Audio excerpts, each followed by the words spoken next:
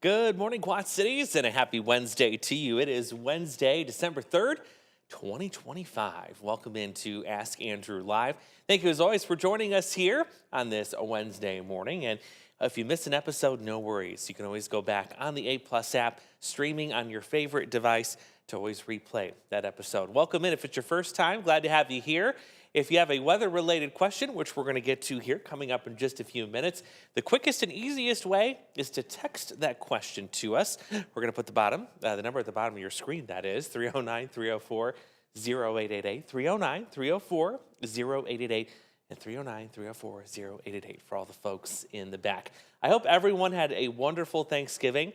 I know it was a little hectic with all of that snow that came in over the weekend. Honestly, one of the heavier snowfalls. It definitely ranked within the top 5 heaviest that we have seen in the month of November. And I'm going to kind of use that information to take you on a little bit of a journey. Can that info, with it being so snowy at the end of November, can that tell us or give us a little bit of a clue as to what the rest of winter could potentially look like? There's one year in particular that I'm focused on, and we're going to chat more about that coming up. So go ahead and put your questions and get them in now. Again, we'll start taking those right about 9:15, and we'll leave the rest of the half hour open for those. We have a little business to take care of first, though, and that is the first big cold snap of the season. And by big, I mean actual temperatures, not the wind chill, mind you. The temperature going below zero for the first time. This is something all of us are going to be talking about tomorrow morning, yours truly included. So let's get started. Of course, we have a weather impact alert in place for tomorrow morning for those bitterly cold temperatures. And that includes, right below zero, up as low as 5 below zero for some of us, depending on where you live throughout the region here. So the wind chills, of course, will be just as bad. We're thinking about 15 to 20 below on those wind chills tomorrow morning. So you got to bundle up. I think there's also going to be a couple of school delays. We're going to be scrolling at the bottom of the screen tomorrow morning too, as there usually are once we start to get this amount of cold in here. So what's the driving force behind it? Well, we're actually tracking a cold front right now, and it's got a couple of snow flurries associated with it, brief snow showers. I'll pull up the closer radar here in a second, but just wanted to show you the overall picture. There you see the winds coming in from the northwest. Ahead of that, you got a southwest wind. So we will briefly warm into the low 30s late this morning, and then in the afternoon, we'll start to see those temperatures crash a little bit. But there's the overall setup. Yeah, that front working its way in right now. I'm going to pull up a closer radar image just to see if any of these are potentially reaching the ground. The closer radar image gives us a better idea. I'm willing to bet this activity down here in Burlington and Macomb probably not reaching the ground. However, this activity right here north of Interstate 80, so there's Maquoketa. South of you, this is likely starting to reach the ground. So there may be a little narrow corridor of a dusting of snow or so right here along Highway 30 and also getting into Interstate 88 as we go into Whiteside County to the east. So yes, this is part of the forecast for today as that front is moving through.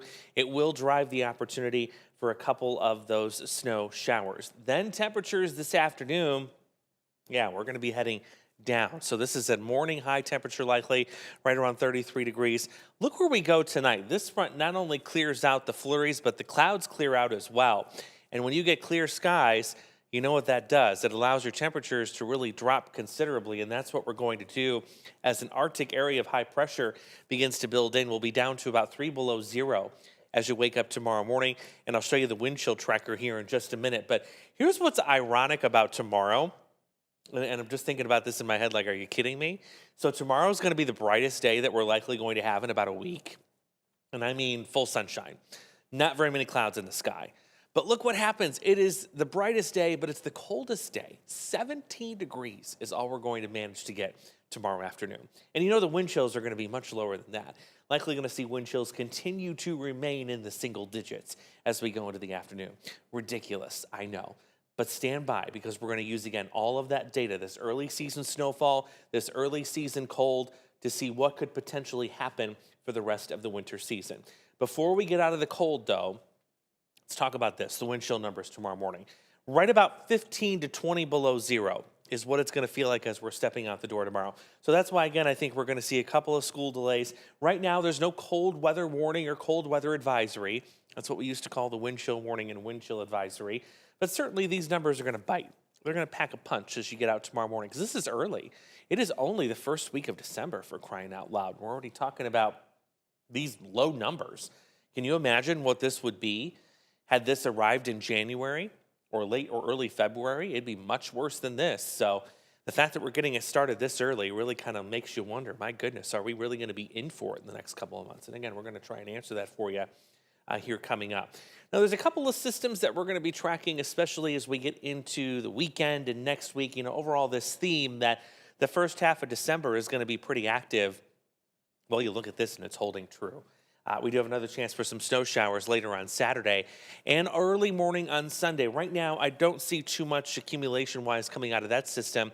But look at how quickly that Arctic air leaves, and that's kind of another characteristic of having the Arctic air come in this early in the season, is it can't really hold on very long. It is in and out really quickly, but nonetheless, it's impactful. So -3 tomorrow, you got 5 above for a low as you wake up on Friday morning. That's going to be cold. But within 36 hours, look at your overnight low temperatures. They're coming back up. We're talking about 20s for lows and then 30s for highs as we go into the weekend and early next week. Now, the system to watch, I think, next week is likely going to be midweek. Right now, I don't see it being too impactful. There's a lot of differentiations and a lot of variations on what track it's going to take, how warm it's going to be here, how cold it's going to be here. Right now, kind of going the warmer solution, which would provide the opportunity for a mix of rain and snow by sometime in the middle of next week. And then if you go to the 14-day tracker, which I showed this morning, still very winter-like in that we have lots of chances for rain and or snow, but it appears the coldest is right here, and then we're going to kind of take a step back away from that extreme cold and kind of even these temperatures out a little bit more. There's still going to be some ups and downs, but in terms of the worst of the cold in the near term, it's right here coming in tomorrow. I don't see a repeat of that, at least in this time period. Now, of course, it will be back eventually. We're just getting started, and meteorological winter just kicked off 2 days ago. Astronomical winter, we still have a couple of weeks yet. So this is really coming in fast and furious. That is for sure. So that's the chat on what's going on weather-wise. You'll definitely want to tune in tomorrow morning during GMQC. We'll scroll any school delays. Probably not going to be many cancellations, but I would expect plenty of delays tomorrow morning right at the bottom of your screen. The News 8 app on your phone is also a really good resource to have. You'll get the full list there as on our website at WQAD.com. Of course, we will continue to keep you updated on that all morning long. Let's talk about the couple of questions that I had this week for Ask Andrew. There were some excellent questions. The first of which we got Monday, and then we had another one here this morning. I'm going to start with this morning's question because this was really interesting. Now, I've had this one before, but it's been a while, so I thought it was good to go ahead and dig it back up because it was asked again over the weekend. So this came from Nancy, and I want you to pay attention to where Nancy lives. She lives in Moline. So I'm assuming, yep, you're here in the Metro Quad Cities. You're probably not in a rural part of Moline. Either way, you're going to be close to the Metro here. And she was asking, why are there no stars in the sky anymore? Valid question. If you live in the Metro Quad Cities, it's probably been quite a while since you've seen stars in the sky. So here's the breakdown of this. And I'm going to ask Alec, our director in the booth there, to go ahead and take this full screen if he can so you can see what's going on here. So why are we seeing fewer stars in the sky? Well, I want to take you back decades ago where we had fewer street lights, we had fewer people living here, and we had fewer houses. This all boils down to light pollution. We had far less light pollution several decades ago than we do now. Think about what's going on with our landscape as I speak. Have you guys been out to the Bettendorf region lately, that big sports complex? Have you noticed how many neighborhoods are going up? All the farmland is going away. That area is rapidly expanding. Soon it's going to be filled with street lights, lights from buildings. So that's why we're not seeing as many stars, especially if you live here in the Metro Quad Cities. More street lights leads to more light pollution with these rapidly expanding urban areas. Now, another interesting thing that I'll point out too, and I was reading about this from some German scientists, they have concluded too that the rate of new star development has actually declined by about 9-folds in the last several decades. So we're not getting as many new stars in the sky. And of course, with the light pollution increasing, you're not seeing as many of those. So no, you're not going crazy. If you're in a city, you're likely not going to see very many stars. Now, if you want to see some stars, get out to some of our smaller hometowns, like a Geneseo or an Aledo or a Maquoketa, where there's not as much of an expansive urban footprint. Because right here in the Quad Cities, there's too much light going on. We got street lights and light posts and light lamps and building lights and house lights and all that stuff all over the place. You really got to get away from it. Get out into the country areas where there's not much light pollution. You'll be able to see the stars that we have just fine, including the Big Dipper, the Small Dipper, and the North Star, and all that good stuff. Even a few planets dance up there from time to time. So Nancy, you had a fantastic question. Thanks for sending it in. And again, it's been a couple of years since I've had that one, since I've covered it. So it was good. We brought it back up. It was time for a refresh, I think, for a lot of us. Now, the other question I had on Monday had to deal with the temperature and the snowfall type. I believe it was, I don't think it was Peter, and I believe it was from Clinton, not our Peter, but a different Peter, asking, why do we see different types of snow? For example, Saturday, we had a really dry snow to start, and then the snow kind of got heavier and wetter, and then before the snow came to an end, it got dry and powdery again. So the perfect explanation for this, for Peter's question, is it 100% has to do with temperature. So I'm going to show you something right here known as what we call a snow ratio. It is a number that we use to help forecast snowfall amounts. And here's how it works. The warmer the temperature as the snow is coming down, the lower the snowfall ratio you are going to see. And remember, we've talked about this numerous times. What do warmer temperatures allow versus colder temperatures? Warmer temperatures allow water content to go up. So the water content of snowflakes is much greater at these warmer temperatures compared to the colder temperatures, the lower colder temperatures, which doesn't allow much moisture to stick inside the snowflakes. So this is how we forecast snowfall amounts given the temperature profile that we see here at the ground. So for example, this weekend, past one on Saturday, we started off with temperatures in the low to mid 20s when the snow was falling. That meant we had a higher snow ratio. Those snowflakes had less moisture in them. They were lighter. They were fluffier. It was like a powdery snow. Then we got to the afternoon. Guess what? Our temperature started warming up, and our snow ratio number fell because those snowflakes started getting more water content in them, and they became heavier. Then when we got into the evening, the temperature fell again, and you can guess that. Yep, the snow ratio went right back up, and we started getting that powdery, fluffy snow. Now, why does it make a difference on snowfall total forecast? Because you're probably thinking, well, snow is snow. A flake is a flake, right? They're all going to add up the same. No, that is not the case. Let me show you this. So in this example, I'm going to give you 1 inch of water to work with. That's all I'm going to give you. And what we're going to do is we're going to turn that 1 inch of water into snow. But we're going to do it at 3 different temperatures. So take a look at this example, and I'll go back to full screen for me. So example number 1, we're going to take that 1 inch of water and we're going to turn it into snow at 34 degrees. That equates to a 7-to-1 snowfall ratio, and that means you're going to get 7 inches of snow.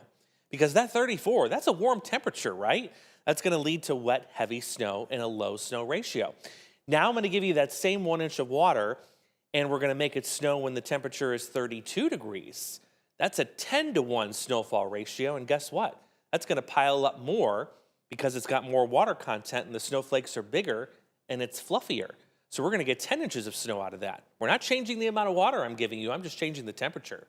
Now let's get the extreme scenario where we have 1 inch of water and we're going to have it snow, but the temperature is only 10 degrees outside.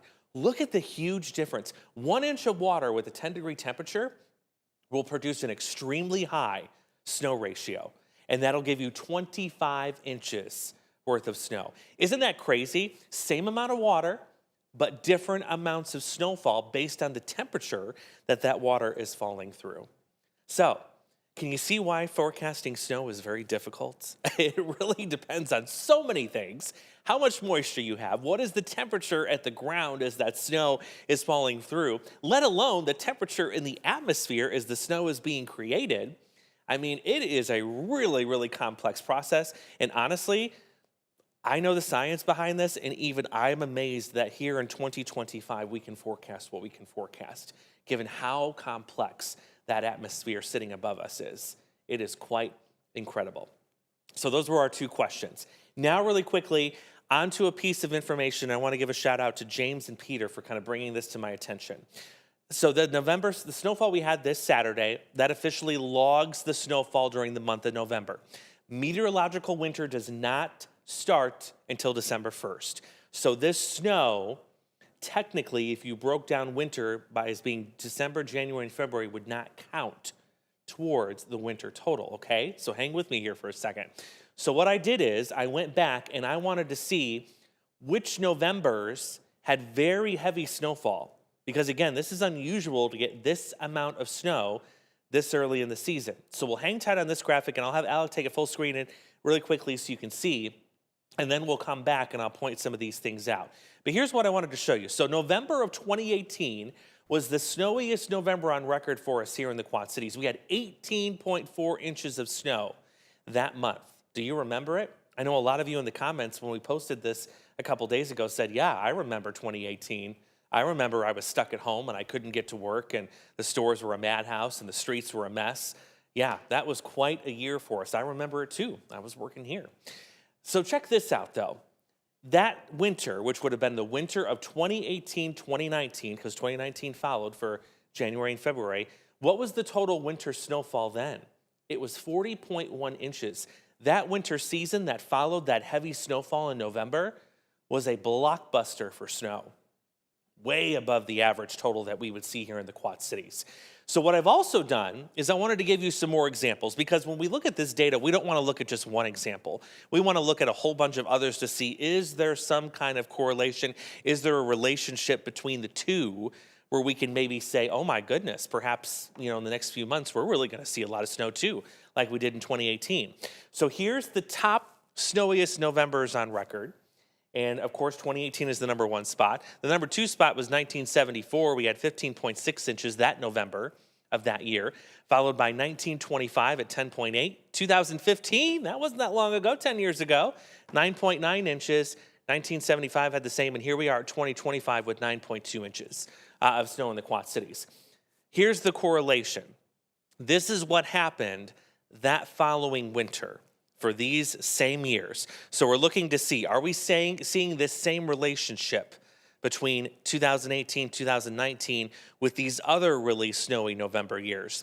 And honestly, there was only one year I found out of that bunch down here, those other years, that was above the average, and that was 1974, where we had 35.7 inches of snow for that entire season. That was 1974, 1975, by the way. The season, of course, spans 2 years. 1925, 1926 only had 16.9. 2015, 11.3. 1975, 76 had 11.2. And of course, we don't know yet for 2025 because we just entered December. The other interesting thing, and I didn't plot this on this graphic here yet. So there was a strong La Nina in 1975, the winter of 74-75. Neutral conditions in the winter of 25-26. Weak La Nina in 2016 and 2017, and a weak El Nino in 1975-1976. When it comes to what was going on here, in the winter of 2018-2019, we had a weak El Nino. Right now, we have a La Nina, so the opposite of that. So we kind of have to throw out that aspect of what we saw back in 2019. But that certainly is an interesting case here, where we had that early season snow in November, and then we still had quite a blockbuster snow to come for the following winter. One more piece of data, and then I'm going to get to your questions, because if you've been watching me for a long time, you know how I love to use this tool from the Midwest Regional Climate Center. It is called the Accumulated Winter Season Severity Index. It essentially is breaking down the winter by snowfall and temperatures, and how long that snow has been on the ground to tell you how bad or how easy the winter has been. So here's our current winter severity. As it stands today, we are right now officially in a severe winter. And you can see that with the line there that's on your screen. The black line translates to where we are in terms of the winter season so far in its rating. What about that winter of 2018 and 2019, the one example I just showed you where that winter gave us 40 inches of snow? Well, I'm going to put my arrow on the screen here. So here's our winter, present day, in the black. And you can see, yes, we're in the severe category. But that winter, 2018, 2019, because that snow came earlier, than what we saw this year, they were in the extreme winter category. And in fact, we stayed rather, in the extreme category throughout a good chunk of December, only dropping down to severe and then again average once we approach January. But look at where the winter ended up. It was trending to be pretty moderate because we saw warmer temperatures and the snow kind of backed off. But then all of a sudden, we got this late winter season snowfall in late January, early February that shoved that severity right back up to nearly extreme, but back into severe. So if we were to have a winter like 2018, you can kind of see where things are going. It was what we call front-loaded to begin with, kind of backed off a little bit on snow and cold, and then we backloaded it all again at the end of the season. So this is what we would call a bookend winter, where you've got a harsh start in the front, mild, pretty easy throughout the middle, and then it gets harsh and cold again at the end of winter. So some really cool data, and I hope that kind of helps and gets your brain moving and thinking about what could possibly go on here for the next several weeks. Really wanted to do a deep dive into that so you can see what we look at in terms of meteorologists to help us give us clues as to what's going to happen for the next couple of weeks. So with that, now is your time to shine, ladies and gentlemen. We have got your questions. I've got them loaded up on my phone here, and we're going to get started. We've got a youngster with us this morning. I see Noah, who is 12, right at the top of the list here in the chat, asking, what is thundersnow and how does it work? We love thundersnow. And by we, I mean myself and a whole bunch of other meteorologists. We just think thundersnow is the coolest thing. So let me see if I have a graphic. If I don't, that's okay. But I always like to search my, my library of knowledge to see if I have something that I've already made up, because I know that I've talked about this in the past, but I may not have anything. And no, this time I do not. But I can tell you thundersnow forms kind of in a similar process that a thunderstorm does. Now, obviously, we don't have temperatures that are really warm. They're still really cold. But with some of these really strong winter storms, you can get enough lift and enough forcing upward and enough of a change in temperature from the ground to the top that you could actually get these cumulonimbus or thunderstorm clouds to form. And yes, you know, given the snowflakes, which also have friction, just like raindrops, as those snowflakes are crashing into each other, that produces these different charges, and in order to neutralize those charges, you got to have lightning. So if you get under thunder snow, I can guarantee you're going to see some really heavy snowfall rates. In some cases, those can exceed 2 to 3 inches per hour. It is impressive to have thunder snow. I've seen it about 3 or 4 times in my lifetime, and it keeps getting cooler. It is so cool. We have a question from Chris and Kayla in Walnut. Wanting to, they got a joke first. So here's the joke. What type of cloud is so lazy because it will never get up? It's fog. I think that's a pretty clever joke. I like that. I'm going to save that one for my school visits, and then they're probably going to throw eggs at me. But that's okay. Their question is, we've heard the term ice quake before. What is it and how does it work? Thank you as always. So we're going to go retro here on Ask Andrew this morning. You're going to see some old graphics, and that's okay because they're still graphics. They're oldies but goodies. So this is a graphic that Eric Sorensen made, who of course was here years ago. So we're talking about frost quakes. That's likely probably not going to happen tonight with this big temperature drop because we really haven't seen the water get into the ground and freeze yet because we have this deep snowpack that's keeping the ground above freezing. But what happens is you get a quick drop in temperature. That water, especially if the ground is exposed with no snowpack on it, will quickly freeze and it causes the ground to expand. Because we all know what happens when water freezes. It expands, and that's why you get potholes in the road. Well, think of this as potholes in your yard, except they're giant cracks. So what happens is that expansion causes the ground to move, and you get these mini explosions that are called cryozeums, or frostquakes. Now, we're likely not going to see that again with this because the ground is shielded from the colder temperatures because of the snow. The ground is actually still above freezing and right about 39, 40 degrees at last check. This would occur, though, and we would easily have this tonight if we didn't have any snow on the ground and the ground was fully exposed to those really colder temperatures that we're expecting to move in. Phenomenal question, and thank you for the joke. I'm going to save that one, and again, I'll take it to my school visits. We'll see what the kids think about that. I'm sure they'll love it. Lois is watching. Good morning to you. Marcus from Moline. I know who that is. Someone who helped me change my flat tire the other day. He's the best. What is about snow that makes it so hard to predict? I think the best answer to that question is what we talked about earlier with those snow ratios, it's the different temperatures. Because if you don't nail that temperature forecast as the snow is falling just right, you're really going to have a screwed up snowfall total forecast for sure. The other thing is the track of the storm. The track of the storm makes all the difference in the world. If that storm takes a 30, 40-mile jog to the north or the south, you're going to shift that heaviest snow band. And oh my goodness, does that really mess up your forecast too. So two things, temperature and second, track of the storm. Those are the biggest headaches that we have to face when we're forecasting winter storms. Billy, good morning. You know, one of these days, Billy, I promise you, we're going to do the correlation coefficient. I just need a good example. We just haven't had that yet. But it will come. We'll get there one of these days. Good morning to you. Wondering how many tornadoes did Hurricane Melissa produce? Thank you for your time, and I hope everyone has a wonderful day. So, of course, we're talking about Hurricane Melissa, which was an extremely powerful storm that blasted areas well south of our country. Thankfully, it really didn't do anything here. But nonetheless, it was definitely a storm that is ranking in the records. In fact, I believe one of the aircraft reconnaissance that went in there found a record number of wind gusts in terms of the speed of those winds. So that was definitely a very powerful storm. Now, in terms of hurricanes, because this storm really didn't go over the United States per se, it's hard to tell. There usually are a lot of land spouts that are going to be associated, or water spouts, that are associated with these storms. So while it was over the ocean, I can guarantee you it was producing water spouts and tornadoes within it. But we have to remember where Hurricane Melissa went. Going through parts of the Caribbean where there was extensive damage. So sorry, I don't have an answer for that specific question, Billy, but I can guarantee there were some with that storm. You very rarely go in a hurricane and not have tornadoes built into it. We have Riley in the chat again this morning, and I think she's got a joke as well. We got lots of jokesters in here this morning. I love it. So Riley says, why did the snowman become a detective? He always had a cool demeanor. I love that too. And Riley's asking, is this snow going to stick around for Christmas?